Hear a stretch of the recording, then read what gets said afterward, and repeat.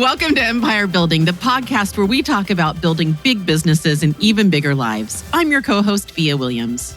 I'm Sarah Reynolds. I'm Wendy Papazian. And I'm Seychelle Van Poole. We're tackling a topic today that isn't covered that much, and we think it's really important to address. So we're going to talk about the 6 things holding you back from building your empire. And I want you to know that although this episode is geared towards our female empire builders, it's actually really solid advice for everyone.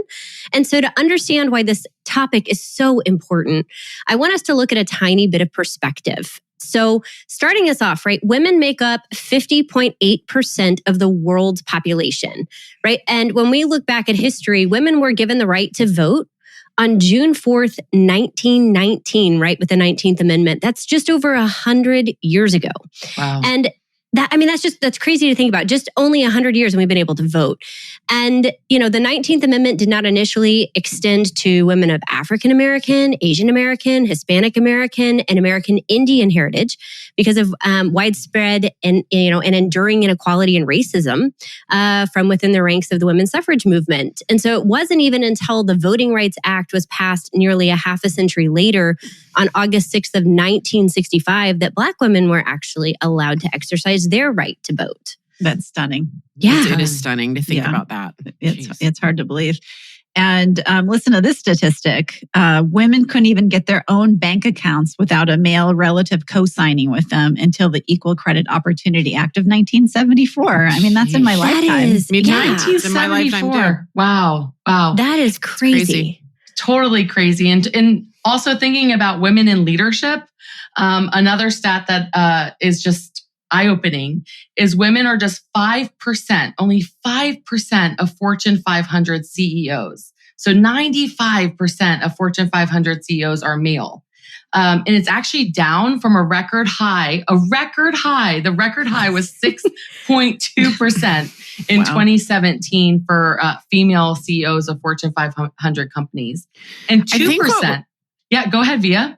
I'm just so blown away that it went down. That's what I was going to say. Yeah. How did it go down? Well, and also 5% of 500 is only 25. Right. 25 people. It was So they're a 25 high of 30 and it went down to 25. Did you guys know that only 7%, women represent only 7% of top execs in Fortune 100 companies, and we only occupy 10% of top management positions in the entire S&P 1500 companies? Wow. Yep. And just 19% of the S&P board's seats are held by women. Wow. Yeah. So, this makes me think, yes, we have made strides towards representation at every level of business. Yet, if you listen to the statistics we just gave you, that shows us that we have so far to go. So far. It's kind of staggering when you think about that. And so today, I'm really excited about this topic because we're going to go over the 6 things holding you back from building your empire. And the first one, I think, is something we get asked all the time, right? The first thing is they say, how do you do it all, right? This idea that you can do it all. And there isn't enough time in the day to do it all. So how do you do it? This is the number one most asked question I think that I probably get when I'm in a teaching environment or speaking environment. It's like, how do you do it all? Is usually how it's frameworked. And the answer that all 4 of us always answer is we don't. We don't. Can't. Yeah.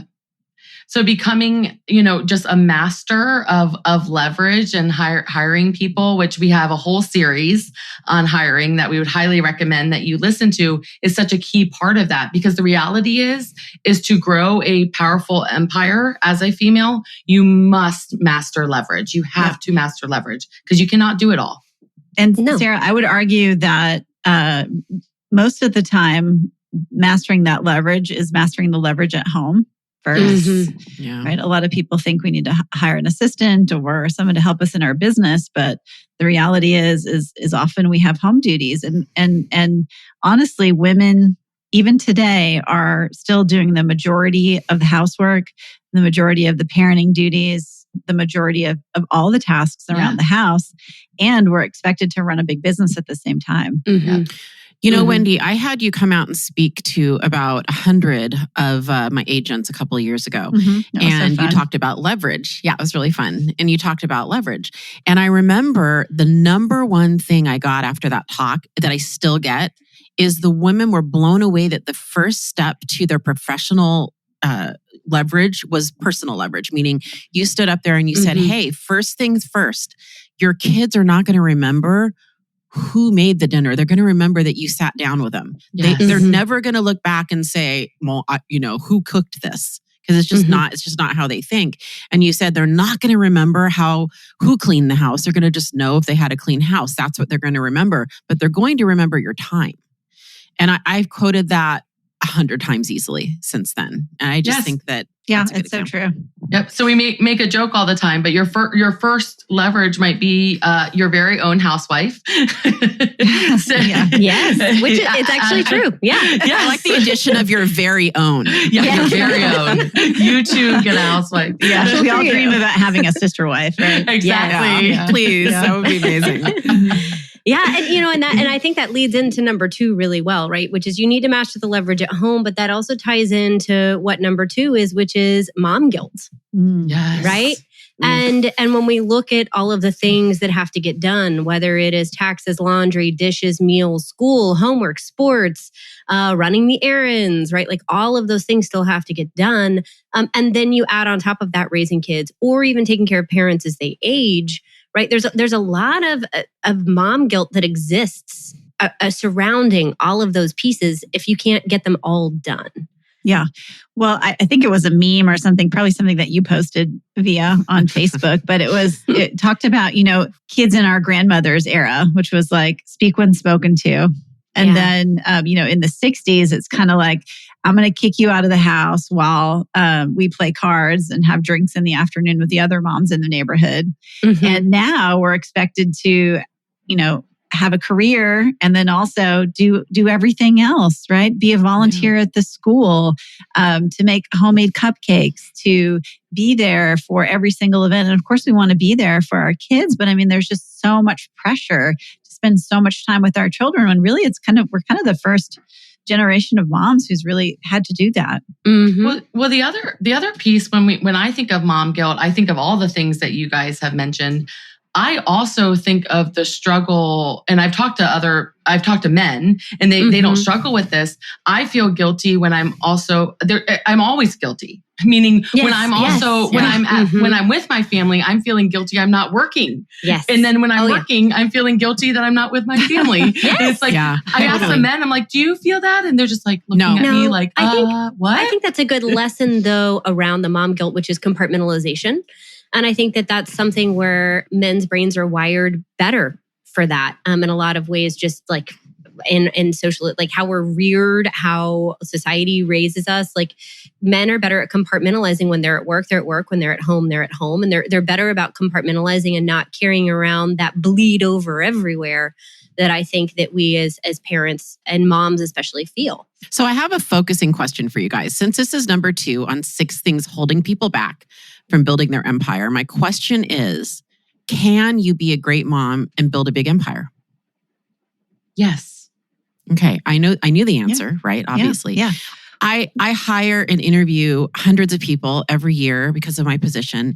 And I do not think that 90% of women think the answer to that is yes. Well, you can't ask that question without defining what you consider a great mom. Yes, that's right. Thank you, Sarah. That's exactly what I was going to say. Yeah, I had an aha moment really great probably about 5 years ago, and my business was really growing quickly and, constantly struggling with that. And then I just had an aha moment where I was like, wow, I bet if I asked my kids who the best mom in the world was, they would say me. Yes. Yeah. I bet they would. What other metric is important to us? What other standard are we judging ourselves against? No, I had a similar aha, Wendy, when my daughter was 2 years old, and she was staying with my best friend who was a teacher. And every day during the day, because my nanny was on vacation, and every day they had a theme. and there was a craft, and it was like perfectly planned out because she was a teacher, right? Everything was perfectly planned out. And I don't do any of that. Like, I'm not crafty. Like, I'm horrible at those things. And I kept telling mac and cheese that one time, though. Yes, it's true that they loved the one time. And then my daughter, I told my husband, like, man, I'm just feeling like really like a horrible mom. I don't do any of this stuff. And the fourth day, my daughter just cried, and she looked at me and goes, I just want mama. And I'm like, she didn't want the craft day. She wanted her mom. Yeah, and it was like, it was just a difference, like a total aha for me. That's what is a great mom, is you. That's what makes a great mom. I have a 17-year-old. I have 3 kids, and one of them is a 17-year-old. And I struggle with mom guilt. Whoever said it, like, Sarah, you said it. Like, I struggle with, if I'm working, I'm guilty. If I'm, the whole thing. And I'm on the couch, talking to my son, Aiden, and he goes, you know what, Mom, I feel like I've been too lazy this summer, and I really want to have passion around something like you do. I go, what do you mean? And he said, I love that you sit on our couch and it's hard for you to watch a movie. You want to pull your computer out and work. And I love that you have that passion behind it. And I want that too. And all the years of, because my theory has always been, as long as I'm there with them on the couch, if I'm not watching their silly, Avengers movie, it's fine. I'm going to get something done, for better or worse. And I love Aiden. Can I just say, I was going to say, The Avengers is a great movie. I love the Avengers movies, for the record. We're a big if you Avengers actually family. watch them. I do. But like the 17th time, Wendy, the computer's coming out, Okay, fair enough. Fair enough. Well, and I think that's where it gets back to allowing yourself grace and clearly defining what you want to show up as a parent, and understanding that children spell love with the word time. And if you can allow yourself to be present in the moment and let go of some of that guilt and give yourself some grace to let go of some of that guilt, it's going to allow you to be a better parent in that process as you're building your empire, because you're not going to get it perfect.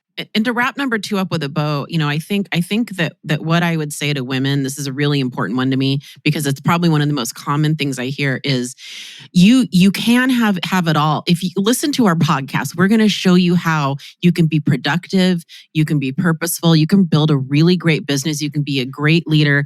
All of the skills and talents you need to build an empire, we're going to teach you.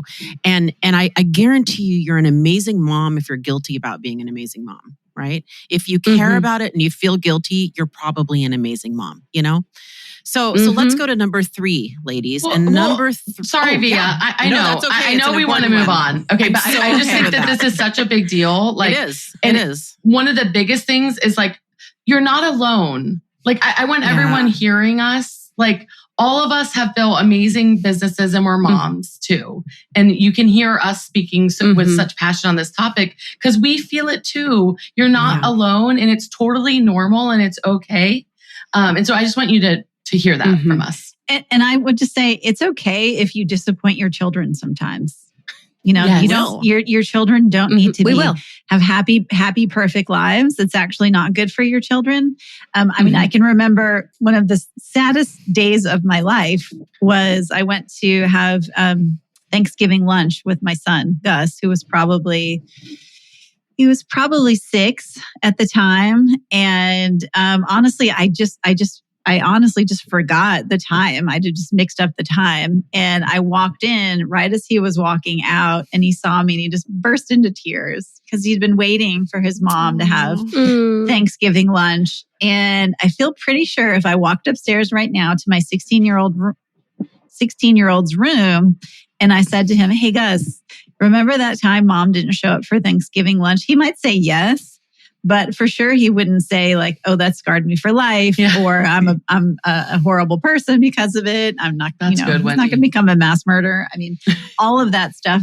Later is all. It's just perspective. Your kids are going to grow up and they're going to be fine. So good. So good. Well, let's move into number 3. And I'm okay with you extenuating that one. I think mom guilt is a huge, huge topic. And I see it so much. I really do believe women don't think they can have them both. Number 3. That's probably holding you back from building your empire is not building your tribe. Yeah, this is so important. I mean, I have always felt that part of my life's mission was to build community around women. I've always been involved with organizations that help women. And so some of you guys have heard the story, but, I was feeling tribeless. I was feeling quite lonely as my business was growing very rapidly. And I looked around in my community in Austin to see if I could find a tribe. So I joined an organization. I paid $7,000 to join. There was 144 members, and we were supposed to tribe up. And of those 144 members, only about 10% are women.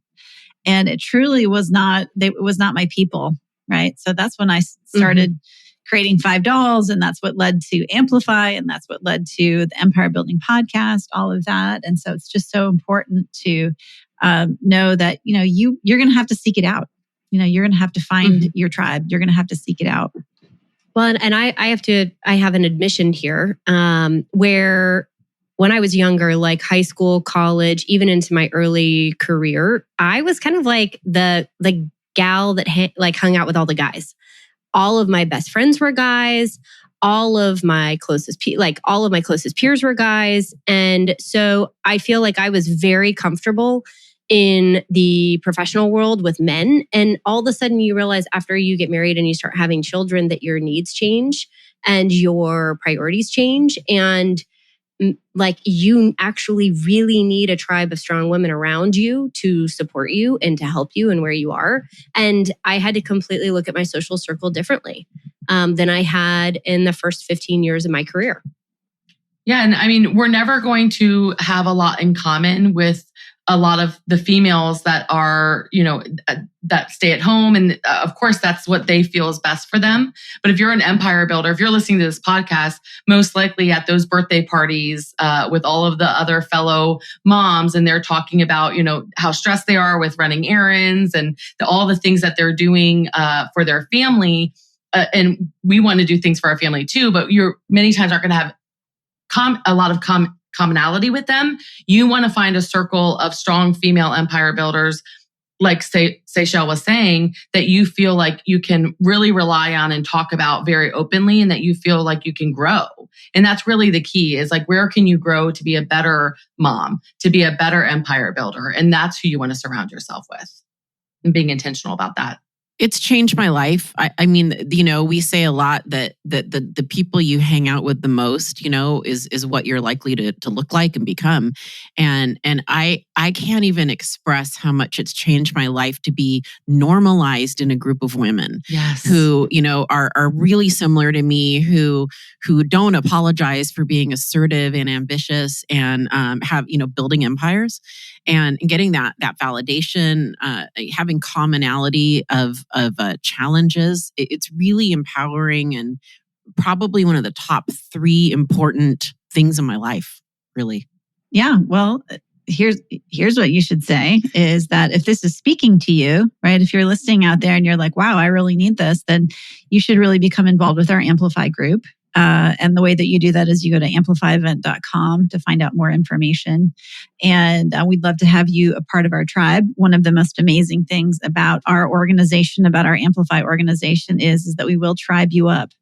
And I know that when we had our last event last year, there were, I guess 15, 20 tribes that were created, and they have sustained for the past year. And throughout this whole quarantine crisis, it's been very, very, very powerful.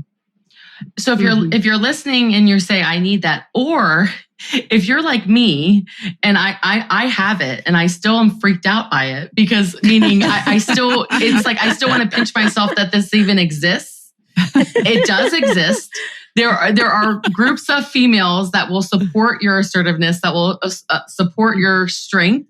And it does exist, but you do have to be intentional about finding them. And so if you're listening and you're like, I need that, or you're thinking, yeah, okay, sure, that exists. Like I might be, I'm telling you, reach out, go to amplifyevent.com. Yeah, because it only makes sense, because if you're an empire builder, you're probably pretty busy. Yes. Right? So you're going to have to be intentional about finding. Okay, here's a question. Here's a question I have. Has anyone in Amplify or the Dolls known each other longer than 10 years? Might be 1 or 2. Seychelle and I probably have known each other the longest. It's probably okay. So besides that, right about 10 though, 11. Yeah. I've got you and my point Sue is at 10. Yeah, I guess my point is that, none of us knew each other. Most of us didn't know each other 10 years ago. And so, you enter phases of your life where this is why it's important to find a tribe. If you're listening to this, you probably need a tribe. And so if our podcast is resonating with you, right? I mean, you're drawn to building an empire. You're probably multitasking mom, wife, husband, father, the whole thing. And so 10 years, it's important to get a new group of people that are in sync with the challenges in this season of your life. Gary Keller has always told us, right, that at some point you're going to have to get on a plane to go fly and see your closest friends, which I think many of us, when we first heard that, thought, I have plenty of great friends here locally. What are you talking about? But I will tell you, the coolest part about our tribe is that we all are nailing different parts of life at a different time. And the neat part about having diversity in backgrounds, diversity in ages, and diversity in where we are and where we're heading is that one person might be nailing spirituality, another might be nailing fitness, another one might be really killing it at wealth building right now, another one at business, right? We're all at different areas where we're failing and succeeding at massive levels, and we're pulling each other along. And so it's not that just one of us has had it figured out and we're just explaining it all to the rest. It's that we're all in active failure and growth, pulling each other forward. And if you have people that think big enough around you, you're going to grow that much faster than if you're left to your own devices, or maybe even your local devices. Yep. And I think that helps us, Seychelle, go into number 4, because honestly, number 4, they go together. Number 3 and number 4 in my mind goes together, which number 4 is not acknowledging that sexism exists and you need to deal with it. Right. Yep. So in being in a tribe that helps you with these kind of things is key. Right. And so that's number 4 is not knowing that it exists, and then you need to deal with it. That's right. Yeah, that's Sarah. That's so true. And I think all of us have experiences. We've all experienced sexism in the workplace, sexism, everywhere, all these like microaggressions, because we're women. And at the same time, understanding that, you're going to have to work twice as hard. Yeah. You're going to have to do the extra in order to get ahead. You're going to have to be sort of aggressive, but not too aggressive, right? You need to speak up, but not too much. Like it's a tough dichotomy to really think about. But the reality is the only way that that we're going to become a less sexist world is A, by talking about it, and then B, turning that 5% of women in the top Fortune 500s into 50.8%. Yes, that's right. The only way. Well, and we were talking about this right before we started the show. Seeing an example of someone that can make it happen, having mentors, having people that you can look at and say, they have done the 4-minute mile. They are living a huge life and are a female and are a CEO. We have to have more examples of that out there in society, or women don't think it exists. And so the more we're pushing and helping each other, the more that sexism is going to become less, the more that harassment will become less. And I will tell you one book that changed my life on this, being raised in the South, right? It's a pretty passive way of communication that females are taught here. We say "bless your heart" when we mean lots of other things. And a book that, right? I mean, we do. I think that's universal. I don't even know if that's a South thing. Okay, well, that may be fair, but I'll tell you, it's used a lot. Women in the South are really, taught to just kind of grin and bear it and take it. And maybe that's a national thing, but I feel like that's definitely a part of a deeply ingrained Southern culture.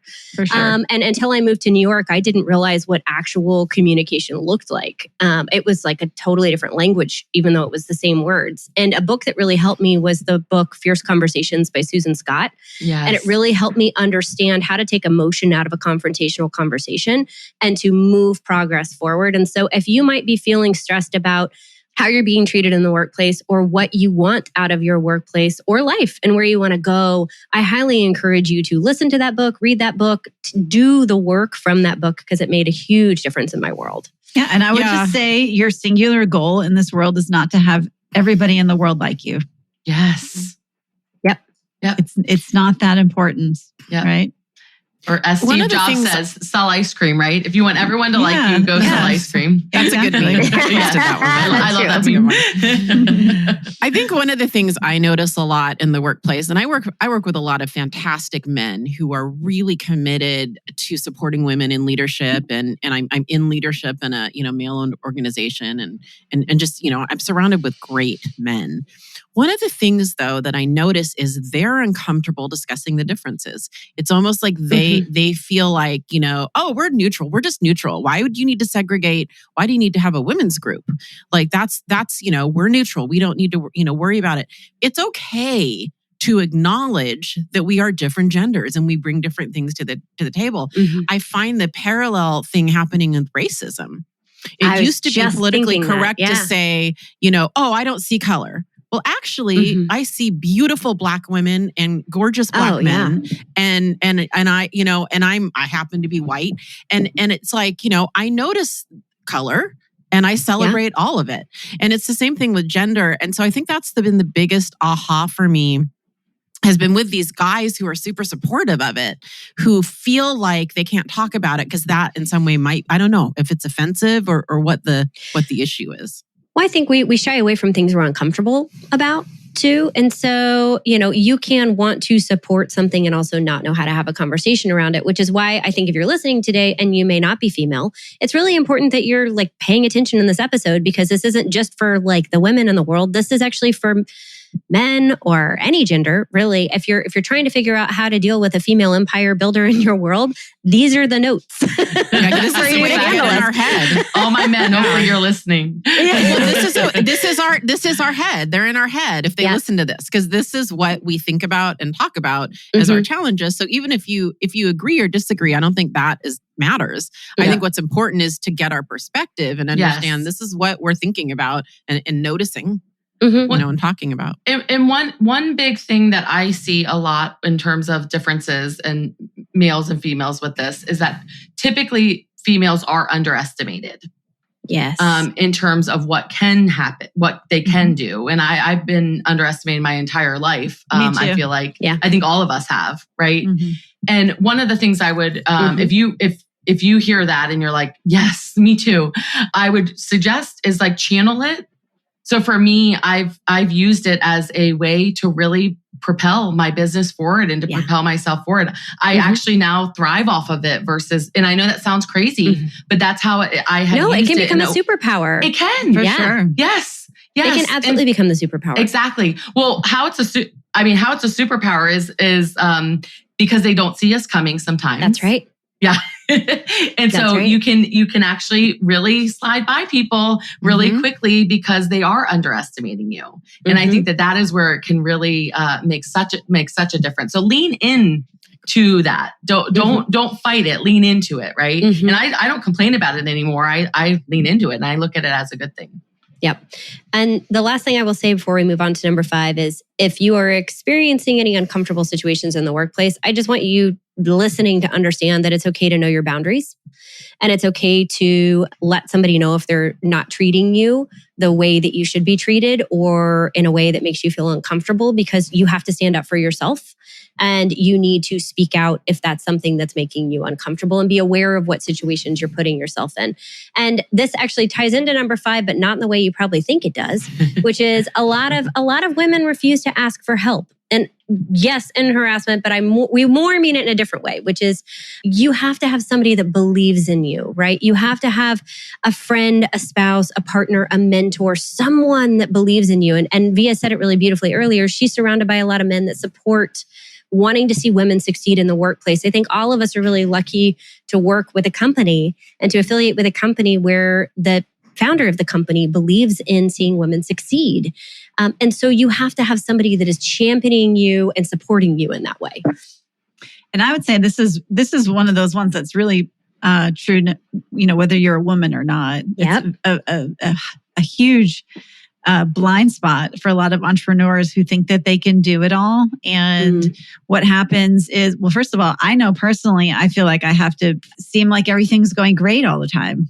That's just one of my characteristics is like, how's everything? It's great. It's all good. Everything's good. I don't know if it's like my Midwestern upbringing or whatever. But it's just kind of like stoicism around everything. And I've learned that as an empire builder, you can talk to your team and be vulnerable about what's going on in your life. And that's actually powerful. And it's a powerful demonstration of your leadership, but it's hard to ask for help. Mm-hmm. It can be really hard. Wendy, I just want to address that. I'm so happy you brought it up. This has been a really big theme of mine in my leadership. So now I'm speaking to everybody in your leadership hat, right? With your leadership hat on.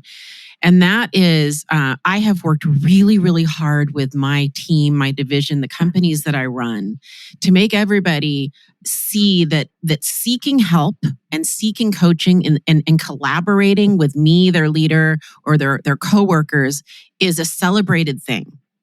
Because you said it really well. We have this, I think, a little bit misguided view that, I'm self-reliant. And that means I don't ask for help. And actually, it's a sign of strength to ask for help.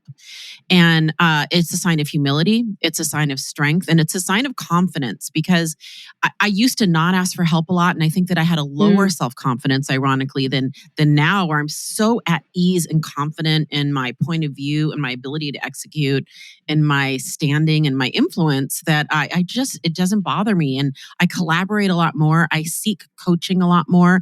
I've shed the need to look good and be right as much as I used to as a younger leader. And I think this is so important, and I see it a lot.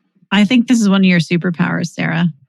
I think you're really good at finding a good idea and then finding the best person who's doing it and asking for help. It's something that I strive to do more of. And it's interesting because I'm a pretty strategic person, and I'm fairly intuitive. And so I think I lean on my strengths, right? When sometimes I really need to get outside perspective. And I think I honestly admire you. You're really good at it. No, it was fun. Thank you for saying that, Wendy. And I'm actually starting to realize that myself. When I was listening to our brother podcast, I don't think like a CEO. Gary and Jay were talking about competition and looking at research and development. Companies need to have a research and development, program or department. And when they were describing research and development, I was like, oh my goodness, I'm our research and development. Yeah, you're R&D. I'm like, that's what I do. I research, I develop, and then I go find, and I didn't realize that's what I was doing, but that is what I'm doing. Mm-hmm. And so that's part of it. But asking for help also on a personal front too, right? Sitting your spouse down and saying, this is what my day looks like. Can we talk about how we can maybe take the load at home and do 50-50 since I'm also working as much too, right? I like that. And having that direct conversation is key. One of the gifts I got from Brene Brown, her podcast is amazing if you guys aren't listening to it, but she talks about this in one of her podcasts where, everybody has basically 100% every day. And she has the constant conversation with the people in her world, mainly her husband, about where they're at. And if he comes to her and says, listen, I'm at 10, I am at 10% today. She can say, okay, well, I'm at a 40. That does not equal 100. So what are we going to do? Do we need to cancel some things? Do we need to do less? Do we need to not take our kid to soccer practice? Whatever that looks like. Do we need to order takeout in? Right? Just that powerful dialogue. I love that dialogue around how are you doing? Right? Do you need support right now? That's so good. That's great. Yeah. I think that's one of the biggest takeaways you can take from this podcast is that check-in. I love that. How are you doing? Yeah. That's great. Yeah, I love Thank you for that. Yeah, I love that. Well, let's move on to number 6. And my favorite. This is all of our saved the best favorites. for last. This could be a whole episode, honestly. Number 6. Yeah, Oh my episode. Yes, oh my goodness. Yes, We might do another episode just around this one, but so this is so interesting because the Harvard Business Review study that has been surveying men and women in the workforce since 2016, and they've surveyed thousands of people, talk about women under 25 are significantly less confident than men until the age of 40. And the reason why I waited to tell you about this is because up until men are 40, they're more confident than women in the workforce. And they ask for what? they want. And the biggest hold on. secret. Stop. We have to stop you because you get so excited. I do get so excited. You never say the number.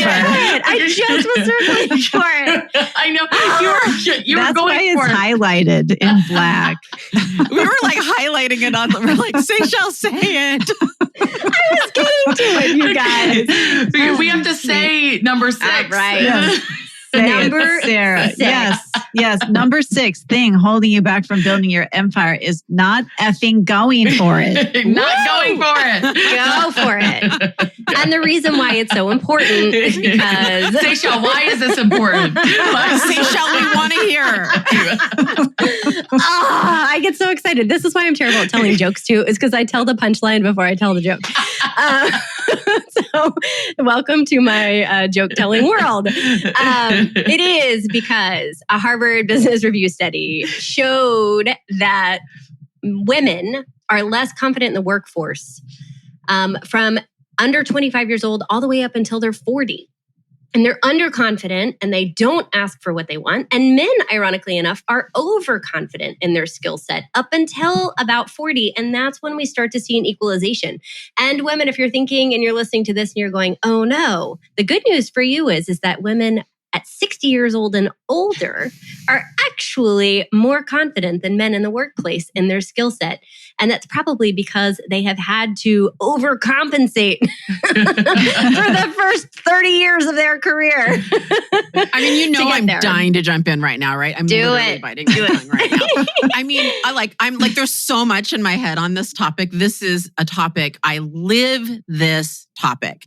I mean, I hire people, I lead people, and a lot of them are women. Women do not go for it. They don't ask for promotions. They don't do all the things. I literally have men who've been in the job 90 days asking for promotions in very aggressive ways, 6 months, very aggressive ways. And I was on the phone just yesterday with a prospective agent.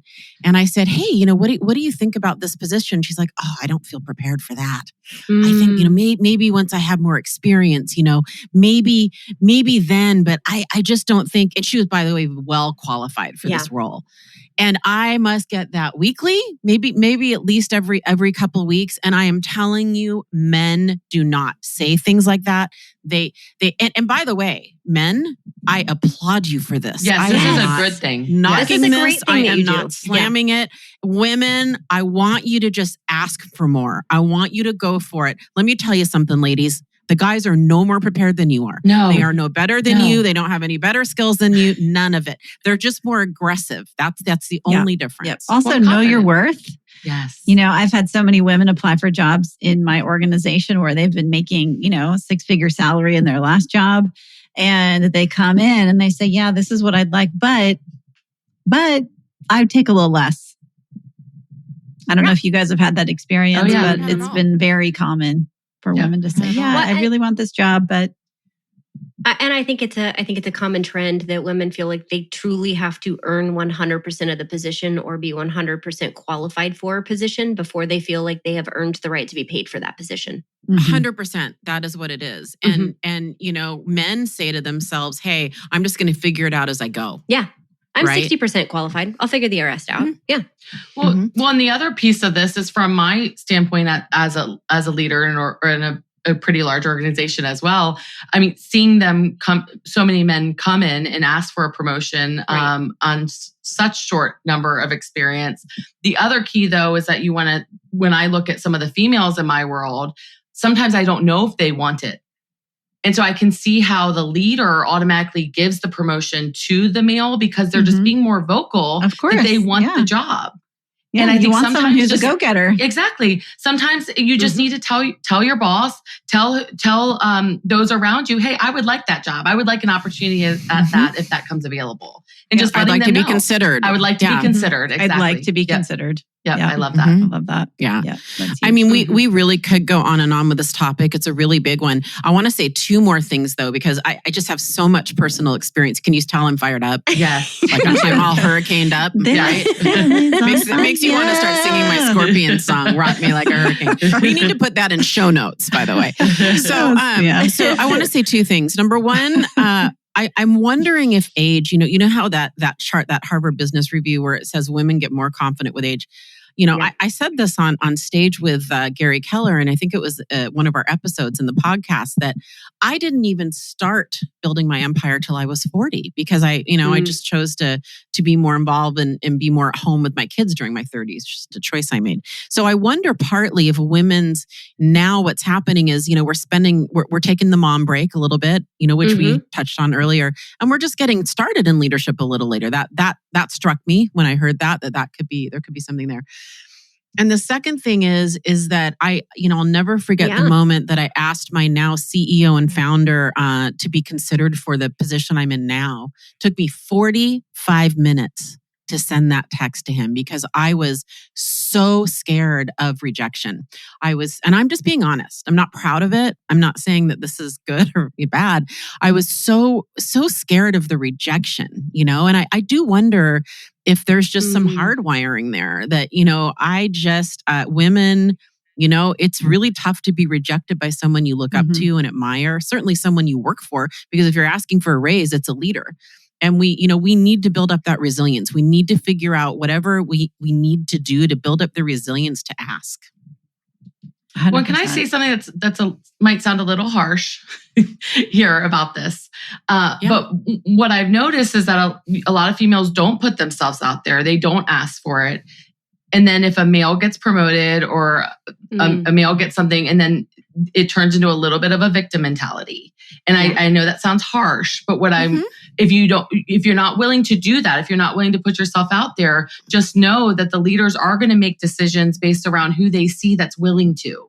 Instead of saying oh, woe is me, why wasn't I chosen?